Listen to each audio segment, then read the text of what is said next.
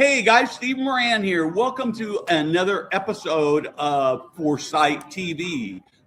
As you can see, my background's a little bit weird right now. When we see full screen, you're even better. And you're saying, where is that? What is that? I'm actually in Las Vegas at the CES conference, doing a bunch of interviews. It's been a great time. We'll have a lot of great content for the audience. We are going to be talking about leadership and juggling and barbershop quartet and all these amazing things with Joel Hilchey. But first, this.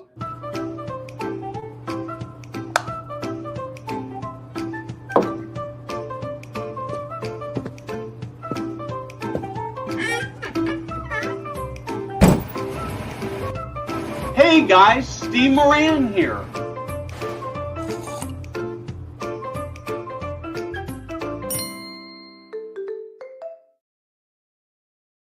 Joel, welcome. So as I understand it, you're an engineer turned juggler turned keynote speaker and author of a book about people who became leaders and they never meant to be leaders. So talk to me about the big problem that you are trying to solve right now. Hey, Steve, thanks for having me. So I see all the time, and this was my own journey as well, people who ended up in a position of leadership, not because they were really gunning for it, but because of circumstance. They're sort of accidental bosses. And I think these people are often trying to be good and they create cultures for their teams. We all know the position, the importance of leaders and managers, but a lot of us are really bad at it. Because we're trying, but there are these bad habits that we've absorbed from somewhere. If I had to name like a really big problem, I think something that every organization I've talked with worries about is losing their key people, their A players, and I think, well, it's often said, people don't quit jobs, they quit bosses. And the research wise, that holds up somewhat. You can kind of point to it. People say they don't feel appreciated in their roles. They don't feel challenged or they don't feel recognized, or sometimes it's compensated, although we could call that part of, recognition. But I really think that people's work satisfaction, job satisfaction is super important. It's a huge part of our life satisfaction. And so I think what I am trying to do in the world is help people have fulfilling careers so that they can have fulfilling lives as well. So I saw I love this so much because I saw a quote. I can't remember the exact quote, but it's sort of like the essence of it is that in any business, our real product that we're selling is our people. What do you think? Yeah. Almost everywhere. I mean, even, I don't know, there was a steel company in town. I live in Hamilton, Ontario. And I remember a steel company had a thing, our product is steel, our strength is people. I mean, everybody at least pays lip service to this idea, but in any sort of service industry, it absolutely is about people involved. It used to be about customer service. Now we talk more about customer experience. We're shaping experiences for people in what we do. And whether you're selling a car or selling a living solution, like here, we want you to come and live in our community. The people involved with that really make or break the experience. The culture of every organization really matters.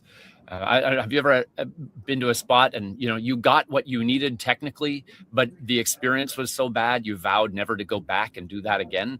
I have many memories of things like this. Like, I don't want to deal with that jerk. I'll go somewhere else next time. So it's funny you say that. I don't even know whether I should tell this story, but I'm going to. Oh, I think you should. There's a whole big age tech area that I've been spending most of my time, and I'll go back and spend more time doing a bunch of interviews. There's a company there that was within driving distance of where I was at, and they invited me. The CEO invited me to come down and have a meeting with them. Fantastic. And so we set a time, we agreed to meet at a restaurant, drove about 3 hours, parked, waited 20 minutes after the time, started texting him, nothing. Finally, after 20 minutes, he said, "Oh man, I got hung up a little bit." It was more than an hour I had to wait. And he basically gave me no time. It was very disrespectful. And so as I go through and do my interviews, that's a company I will purposely skip. And I actually think they have a really interesting product, but nobody wants to do business with jerks. Is that terrible? Right. No, it's not terrible. It's human. We're all, we want to work with people we like. You go back to grade school. Somebody said, "You're going to do a group project. What's the first thing we do?" We all go, "You and me, right? We're working together, right?" Yeah. And this doesn't stop after school. This is what founders of companies do. They go and say, "Hey, I've got this idea. I want you on the team." And the people we work with really shape our experience of that work. And nobody wants to work with jerks on their team. Nobody wants to work for a jerk. I think we're all, we make fast choices like that. We do. So I want to. So you do this thing called joggling, and I understand you use a lot of humor and gimmicks, and when you're doing keynotes, mouse traps. I understand. Yes. But so you've got all these moving parts going on. Actually, I've got to stop for a second. What's joggling? Joggling is juggling whilst jogging. It's just, so there, believe it or not, there is a whole world of people who joggle. And I met a few people a few years ago. I said, I would love to set a world record. I'd love to do that. I said, how do you do that? Well, the first thing is you choose a sport, or you choose a thing you want to set the world record in. And it turns out if you're into something like running, you have to be really, really good in order to set a record. But if you can niche down a little bit, and maybe this is the lesson for everybody, if you can niche down until you find this unique category that hardly anybody does, then it's much easier to be the best at it. And for me, I was a juggler, and I liked that. And I talked with some people. I reached out to people who held world records in joggling. There was somebody who held the world record for the fastest 100 meters while juggling. And I reached out to and eventually met up with and became friends with the guy who has the world record for the fastest marathon while juggling 3 balls. And it's like a sub 3-hour marathon for the runners listening. This is fast. And this guy said, I've heard that with juggling 3 balls, the running is really the major factor. You have to be a good runner. But if you go up to 5 balls, then there's not very many people who run and juggle 5 balls. So the field gets substantially narrower. Now, it turns out that even that was a little bit too hard for me. So I decided, well, what if I ran backwards? And so a few years ago, I set the record. Guinness didn't recognize it because I stepped out of my lane, but it is the world record as far as we know for the fastest 100 meters backwards whilst juggling 5 balls. Now, this is because if you're going to set a record, let's make it practical, right? But for me, the whole thing was sort of a lived experience of like niche, finding a thing that you could do better than anybody else. And it was really fun to do this, to work towards it. It brought people together. When you identify something that you can do that's really unique, you can lean into that. And so many people want to learn about that. Not many people actually want to go joggling. It's certainly not 5-ball joggling. That's just ridiculous. But and definitely not backwards. But like I say, for me, it was the broader lesson was about asking and starting a conversation around like, what can you do really, really well? How can you narrow your own field and give yourself sort of an unfair advantage because you just picked something that's so unique? So I think I've got so many questions that are now leadership related. But I think what I'm hearing you say is that leaders, particularly maybe these accidental leaders, need to find something that's unique, that makes them special, that makes them stand out to their team members. Is that fair? Yes. Yes, for sure. On a personal level, we all have strengths, right? We've all got not so strengths, and we can lean into those strengths. So, what are you really good at? At the same time, I think the message for accidental managers, I mean, we'll talk about this, but this book I wrote, The 6.5 Habits of Highly Defective Bosses, was really an effort to say, there are these things that people do often subconsciously that drive everybody else bananas. And we don't have to do those things. So to be really good at something, we often need to find that niche, but we need to be at least not bad at some of the foundational things. And I got excited about sharing those ideas. But I'll tell you, the big thing that makes the difference, just as a general sense, is like being good with people. If you are good with people, it makes everything else easier. So I think there's a really basic question that people who talk about leadership don't really talk about because it's kind of scary and confrontational. Yeah.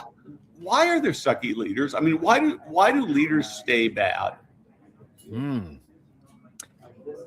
I think a lot of people aren't trying to be bad, but they don't realize it, or they're basing their leadership actions on bad assumptions or bad information. So, for instance, if you ask people like, how did you decide how to be a leader? They don't really know. They just, I don't know, this is just what you do, right? So if you say, well, what do you do when somebody misses a deadline, for instance? A lot of people will say, well, I don't know, you should like berate the person. You got to talk to them about this. You got to teach them a lesson, maybe. And if you dig in a little bit more, to play armchair psychologist a little bit, probably a lot of our leadership styles come from what we observed as a kid, from our parents or our teachers or people that we felt were in positions of authority. And even if we push a little bit harder on that, it's like, hey, when your parent did this thing, did that make you want to do better? Or did it make you resent that particular authority figure? I didn't like it. It's like, oh, what are you doing then? And I think it's that people just haven't thought intentionally about saying, this is how I want to show up as a leader. And frankly, a lot of times nobody ever asks them, how are you doing this? Why are you doing it this way and not that way? I talked with somebody, this is in the credit union world, but they gave me a stat that was kind of shocking. They said from the time that somebody becomes a team leader, like a manager, until they get training as a manager is like 10 years. And Wow. Now, even if that's a factor of 10 off, a year is still a long time to mess up a lot of relationships and make your life worse, and make everybody's life worse. So I think there's just not a lot of training. On the flip side, I talked with somebody from a large organization. She said there is a lot of training, but we don't have a culture that actually supports the implementation of that. Our culture seems to reward people who suck up and people who hide errors. So people who get promoted are the people who are like their managers, but the managers aren't around enough to see what's really going on. And so the kind of the culture ends up rewarding the wrong things and incentivizing the wrong things. So there's lots of reasons why I think leaders stay bad. Sometimes the incentives are misaligned. Sometimes we just haven't thought about it. But I'm interested in helping the people who kind of want to be better. They want to be not terrible, at least, but they just don't quite know how. And these are often people who ended up in positions because, their boss left or moved on and somebody tapped them on the shoulder and said, well, you seem to know what you're doing around here. Why don't you lead the team? Or sometimes they're people who have no formal authority, but they manage projects with people. And so they're in that sort of leadership position. Do these things resonate with you in the seniors care world? Do you see this a lot? Oh man, it's so resonated. And what happens in our world a lot is that somebody will come in as a a salesperson at a senior living community, and they'll be really good. They'll just crush it. They'll get a building full, so they get promoted to being executive director. But they don't necessarily have any training, and it doesn't. Now, the one part that you think would translate is they're good with people, maybe. So, so when you look at these accidental leaders, it could be in senior living or any place. So they get all of a sudden they find themselves in a leadership position, and they're in it for a week. And that week, what are the things they're likely to mess up going right out of the gate? Yeah. Okay. So, in general, the way I think of it, I actually think of it like there's lots of functions involved in being a boss. And the first mistake people make, if they realize they're in a leadership position, for me, I went from being a solopreneur to like hiring an assistant. And it took me actually 3 years of having a staff team before I realized I was the leader of the team. I was the boss of the team. And with that came certain functions that I just ignored. But once you realize it, then I think of it in a few ways. And maybe I can draw this. So there's sort of like, there we go. So there's short-term and long-term thinking. So, short-term over there, and long-term, this is time frame. And then we've got people-focused things. We'll do that. And task-focused things, or project focused things. And we could make like a 2x2 matrix here. So what have we got up in the or down in the short-term task focused things? This is what got that sales manager promoted. This is like, I got stuff done. And so their approach, this is like projects, or project management maybe. And the question, can I get stuff done? Yeah, they can. That's usually natural for people. So they'll, that first week, they're going to lean in to this quadrant down here. They're like, okay, let's get organized. Let's make sure everybody's working hard. If we go to the task long-term side, this is where we have to ask as the leader, are we doing the right things? We're more strategic now. And instead of just, leaning in, we're going to, okay, so we'll just call that strategy, whatever, to ignore the handwriting. So strategic questions are questions of which projects are worthy of our time and are we doing them right? And depending on which level of leadership you're at in the organization, you're going to have to be more strategic and make different types of decisions with strategy. On the people side, the short-term people stuff, we could call that, oh man, time for a new marker. We could call that like your team, the team dynamics, maybe. Often new managers will get blindsided by somebody on the team coming to them and saying, hey, this dude that I'm working with isn't doing their job. Or, hey, they said this thing and it was really inappropriate. Like, what should we do about that? And the manager goes, I don't know. What is that? Is it? I don't know. Like, what do you think we should? They don't know, but they didn't realize that they're responsible for some of those team dynamics. And so that's an area that people often forget about until a problem emerges. And then the long-term people-focused things, I could call this like career development. These are those conversations where you're asking the people on your team, like, do you imagine yourself to be here a year from now or 2 years from now? This won't come up in the first week, probably, but this will come up at some point. I can share the story from me. I had an assistant for 2 years, and at some point she said, hey, I've quit. She phoned me, it was a normal, I don't know, Wednesday morning or something. She phoned and said, I've taken a full-time position with this other arts organization. And I said, oh, okay, great. And I felt blindsided, but in retrospect, I should not have felt blindsided, because in 2 years, I'd never once had a conversation with her to say, hey, do you imagine yourself doing this part-time admin assistant role from now until eternity, or even from now until a year from now? Like, what do you want from your career? And I never asked that. Now, some managers, they're reluctant to ask that sort of thing, or they think it's like coaching people off the team. And it could be, but it's probably more realistic to say everybody's thinking about their own career development anyways, and your choice is whether you want to be involved in the conversation or whether you want to stick your head in the sand and pretend it's not happening. So these are I call this like the 4 functions of being a boss. There's probably lots of other sub things or things you could fit into this, but I liked this kind of 2x2 matrix approach to it, just to make sure that we're paying attention minimally, at least, to all the different areas. Does that resonate? So that first week, we're going to lean into project management, and then a month from now, somebody's going to say, hey, why are you still doing this project? And we go, oh, right, strategy. And the team dynamics issue comes up and like, oh, right, that's my job too. And then people think about the career development thing, usually for the first time when a key player leaves.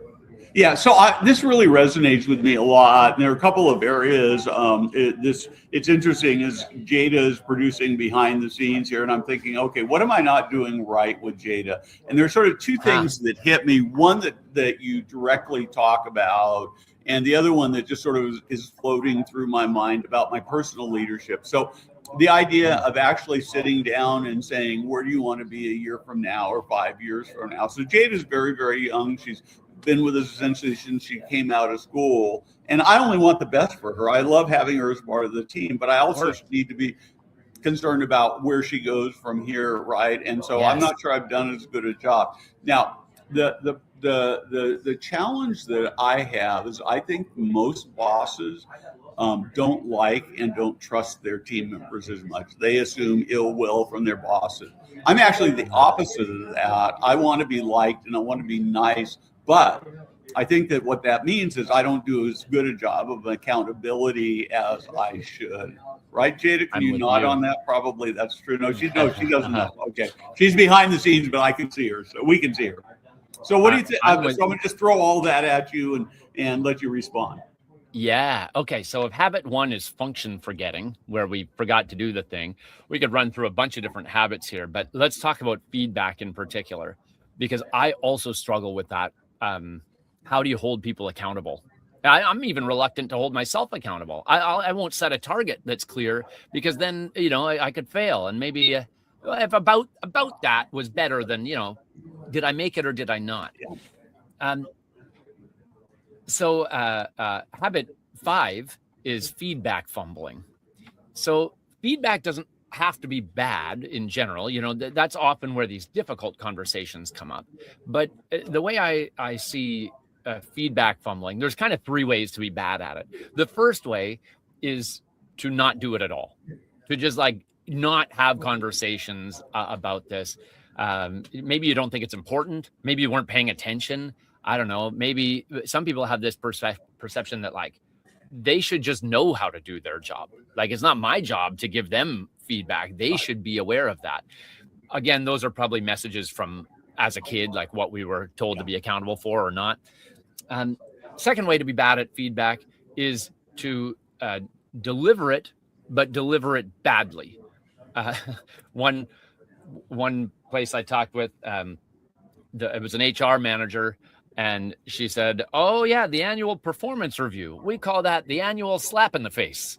And she wasn't proud of that. She said, "We're trying to make it not feel like that." But so they had this system that like they did it, but nobody walked away feeling good about it, and they all needed debriefing conversations with their colleagues after they had it. If your feedback conversations reliably leave people feeling, dejected and defensive and angry, it may be doing more harm than good. The third way to be bad at feedback is to not take feedback yourself. It's like we're not the only people with opinions around here, right? Everybody's got ideas of how to make things better. And people are quite sensitive to a double standard if they feel like you've got something to say to them, but there's no room for them to give ideas back to you. So I think I've seen all the extremes, maybe, for me and maybe for you too, Steve.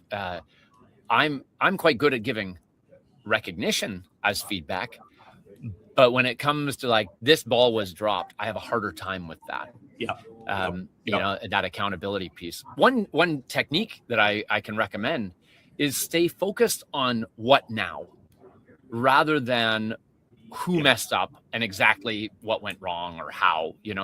If the who and the how are in there in service of what do we do now, then it feels like we're on the same team and we're trying to fix the problem, right? This thing happened.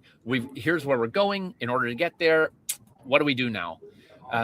But when you get too focused on the who part of the problem, and the blame, right? It's just, now we're just pointing fingers. And that's not so good. Habit 4 actually is credit stealing and finger pointing, sort of related. Yep. But when things go well, do you share the credit with people?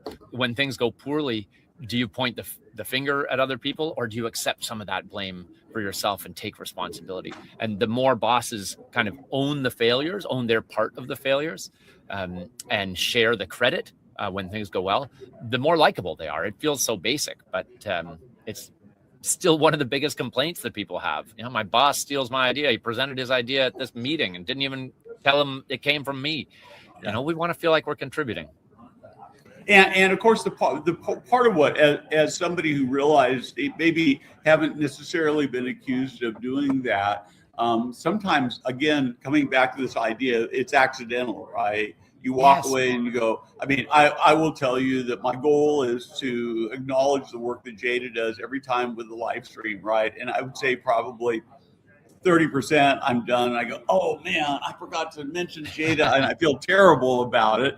And so it's really hard, right? And I want to talk about this for a second. Sure. I think that one of the things that I'd like to have you address is, I believe the reason people don't change, maybe some of it's because they don't know what to do, but I think it's mostly because it just seems impossible. How do you break past that? Maybe I'd say, like, break it down and ask, like, what exactly feels impossible? Like, which piece feels impossible? With feedback, for instance, is it that the conversation feels impossible? It's probably like the conversation will feel uncomfortable, or we don't know how to have that conversation, or sometimes we don't know what to say. We don't know, oh gosh, I need to bring this up. What should I say first? It's not going to be a pleasant conversation. One thing you can do is, if you notice these situations coming up, you can have almost like pre-planned, I don't want to say templates, but sort of like that. If you have to let somebody go, you don't want to be thinking of what to say and how to say it for the first time in the conversation, in the moment. Right. A friend of mine said he met he had a mentor who had like a dozen different situations that he knew, when this happens, here is where my mental space goes. This is the type of feedback I need to offer. He had one, he said, the one that came to mind for him is, he said, the first time an employee makes a mistake that costs me a lot of money. He's a business owner, this friend of mine. And he said, in the moment, I'm going to be mad. I don't want to make my speech from that moment. I want to have planned how I will respond to that, because it's just a matter of time. It's an if, not when, it's a when will that happen, not if that will happen. Right. He knows he's going to need to have that conversation at some point. So one thing, if you're not sure, like, how to, what change are you trying to make? Try to identify the situation that feels impossible, and then make a little game plan on that outside of the moment. A football coach I heard say once, you make a game plan in the calm of your office, so that in the stress of the moment on the side of the field, you've got something to fall back on. You've thought through things more already. And I don't know if that exactly addresses, it feels impossible to make changes. One little thing I'll bring up, which is, there's a difference in performance issues between somebody who made a mistake and somebody who doesn't feel like they have the capacity to do the work. Yeah. A friend of mine worked at an insurance company, and she said, the biggest issue I have is when there is a genuine performance issue that's not like, you did this wrong or this needs to be tweaked. It was like, I don't think you think this way, and this role requires this of you, and it used to be okay, and now it's not. business or the team has evolved to a point where now that way of thinking is not enough, and I don't believe that you'll be able to get there. That's a much harder conversation about, like, are the right people in the right roles. And she's an experienced manager, and said that's still the thing that challenges her. But at least now she's broken down in her mind. Is it this one? Is it that the person is in the wrong role, or is it a behavior issue, or a specific task that needs to be fixed? Yeah, I think it's a really important question. I certainly have taken a couple of jobs where I just didn't have the capacity. I worked in the technology space selling software, very sophisticated software. I didn't have the engineering background. It was just not good enough. We are about out of time, but I want to actually talk a little. I want to have you talk a little bit more about your book. But as a lead into that book, we've got somebody. I want to give you paint a scenario. You've got an executive director who is one of these accidental bosses and really struggling, and they're watching this. They go, "Oh my God, I got to go get that book." And so they go get the book and they start reading through it, and they think, "Okay, I got to do something." What's the one thing that they can do that you recommend that would give them the quickest, most actionable, most powerful fix? Okay, so the one thing is actually to take the self-assessment, the highly defective boss assessment. And you can get that on my website if you like, joelhilchey.com. It's also in the book, but it's available on the website. And that would give you an idea of, like, where are you defective? Just start to notice where does my team turn away from me? Where do I struggle? So that self-awareness piece. What I realized in writing this book is it was a journey from accidental leadership to intentional leadership. And I never really wrote that in the book anywhere, but that was the arc of it. Right. The biggest thing that I think people can do, okay, if you say pay attention to people, it's more about people than projects in that leadership role. But if you go one step further from there, trying to give yourself systems, if you say, oh, I want to make sure I recognize people, can you systematize that recognition in some way? Can you give yourself a trigger so you remember to do that more often? If you need time on your calendar for strategic thinking and career development conversations and team dynamics things and project management, get that time blocked on your calendar. So that's a system. So it forces you to bump into that time. Can you habit 3 is hassle making? For instance, do you de-hassle your people? Do you have time blocked? I met a manager who they ran a factory, like a small cabinet factory. Every morning, their team started with 30 minutes of efficiency time, where the goal was to de-hassle. Make your workspace more efficient, clean it up, add in a process, make a request for something if you need. So they had systematized this kind of de-hassling process. And so that would be my suggestion, is anything that you're kind of missing right now, you think like, oh, I'm not very good at this. Can you not just kind of willpower, I want to do that better, but could you give yourself a system to do that? A reminder, maybe it's an alarm in your phone once a day, send an appreciative note to somebody on your team. Maybe it's getting your calendar blocked off differently. Maybe it's, habit 6.5, the half habit is consistently inconsistent, which didn't feel worthy of full habit status, really. Right. So maybe you need to decide, what am I going to make a little more consistent? And what is my team telling me that needs to be a little more consistent so they can flourish? So I think that's my big idea, systems to make yourself a little bit better. And if you're trying, people are really forgiving.